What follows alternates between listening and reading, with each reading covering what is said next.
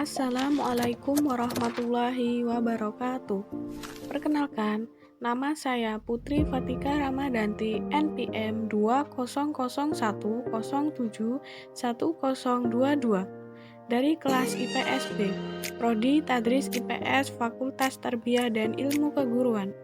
Di sini, saya akan mempresentasikan tentang mata kuliah Teknologi Informasi dan Komunikasi,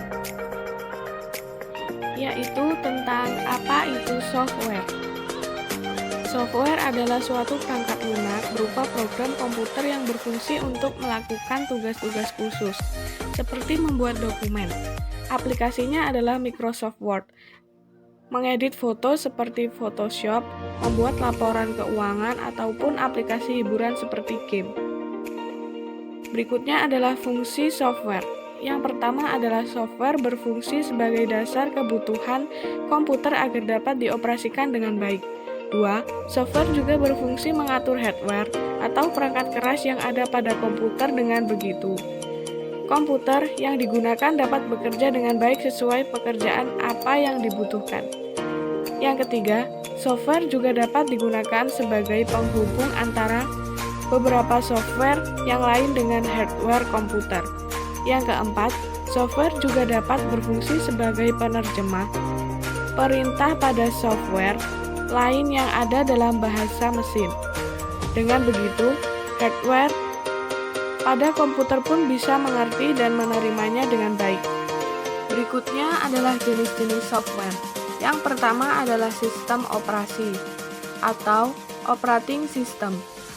Perangkat lunak jenis ini digunakan untuk mengatur setiap perangkat keras yang sudah terhubung dengan CPU komputer. Selain itu, ia juga berfungsi dalam menerjemahkan aktivitas serta mengatur seluruh proses yang terjadi dan diperintahkan oleh user pada CPU sehingga perintah user tersebut dapat dikerjakan komputer dengan baik. Yang kedua adalah bahasa programan atau biasa disebut programming language. Jenis perangkat lunak yang satu ini adalah bahasa yang digunakan dalam pembuatan sebuah program.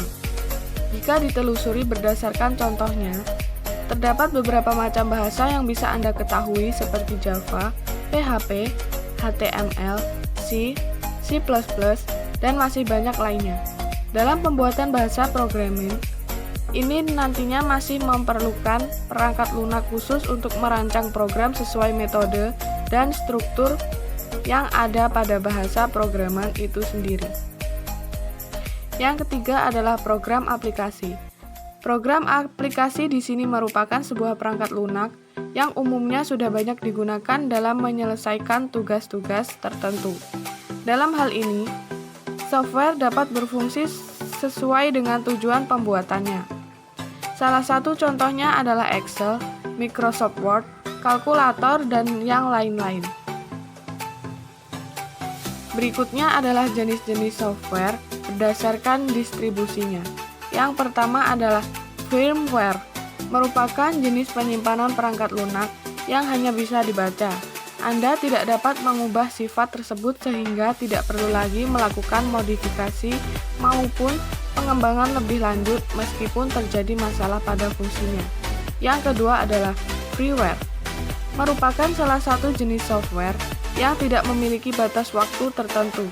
Akan tetapi, kebanyakan software jenis ini memiliki fitur yang tidak begitu lengkap sehingga penggunaannya pun kurang maksimal. Yang ketiga adalah adware.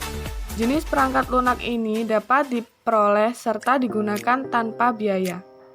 Akan tetapi, perangkat lunak ini masih menyediakan kompensasi dengan adanya iklan yang muncul pada perangkat komputer yang digunakan.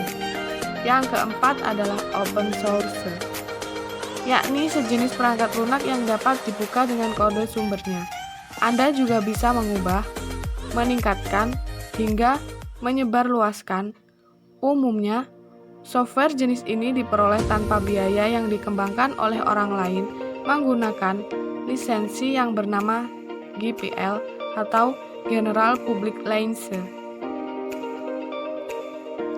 Yang kelima adalah shareware, Shareware merupakan sebuah perangkat lunak yang dapat digunakan untuk keperluan tertentu. Anda bisa menggunakannya secara gratis. Pada umumnya, jenis perangkat lunak yang satu ini digunakan sebagai demonstrasi dengan fitur dan waktu penggunaannya yang terbatas. Yang keenam, malware. Merupakan salah satu jenis dari software yang dianggap berbahaya dan bisa merusak apabila disalahgunakan penggunaannya. Perangkat lunak apapun yang sengaja dirancang untuk menyebabkan kerusakan pada komputer. Laden, klien atau jaringan komputer berbagai jenis malware ada, termasuk virus komputer. Yang ketujuh adalah spyware, adalah software yang khusus digunakan dalam memata-matai setiap aktivitas pengguna komputer. Teknologi informasi yang mengacu kepada salah satu bentuk program berbahaya yang memasang dirinya sendiri ke dalam sebuah sistem untuk mencuri data pengguna atau merusak sistem pengguna tersebut. Yang berikutnya adalah spesifikasi software untuk komputer. Yang pertama adalah sistem operasi untuk mesin server. Beberapa antaranya seperti Sun All-Caris, Microsoft Windows Server, FreeBSD, varian sistem operasi Linux untuk server misalnya Caldera, Debian, Medrec, Red Hat, dan masih banyak lagi, serta sistem operasi khusus server yang lain. Yang kedua adalah aplikasi yang menunjang layanan aplikasi jaringan komputer. Hal ini seperti web server, DNS server, database server, remote desktop, dan aplikasi penunjang jaringan komputer lainnya. Yang ketiga, aplikasi untuk mengelola lalu lintas jaringan.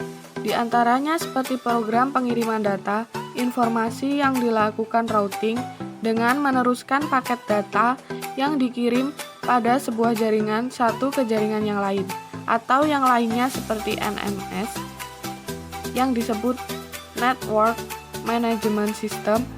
NMS di sini berarti pemantau jaringan network yang berguna dalam mengawasi jaringan komputer. Contoh software berdasarkan fungsinya. Yang pertama adalah Microsoft Office Word. Software yang satu ini bisa Anda gunakan untuk mengetik dan mengedit sebuah dokumen dalam tampilan kertas. Yang kedua adalah Microsoft Office PowerPoint. Software yang digunakan untuk membuat sebuah presentasi. Anda bisa menggunakannya untuk mengedit foto, membuat video, dan masih banyak lagi. Yang ketiga adalah Microsoft Excel. Tidak jauh berbeda dengan Microsoft Word. Perangkat ini digunakan untuk mengedit serta membuat sebuah dokumen dengan tampilan kolom. Yang keempat adalah Mozilla Firefox, sebuah software yang berguna yang dapat Anda gunakan sebagai peramban web lintas platform bebas dengan sumber terbuka. Itulah beberapa contoh software atau perangkat lunak yang bisa Anda ketahui. Terima kasih. Jangan lupa like, comment, and subscribe.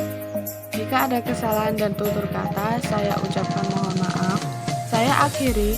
Wassalamualaikum warahmatullahi wabarakatuh.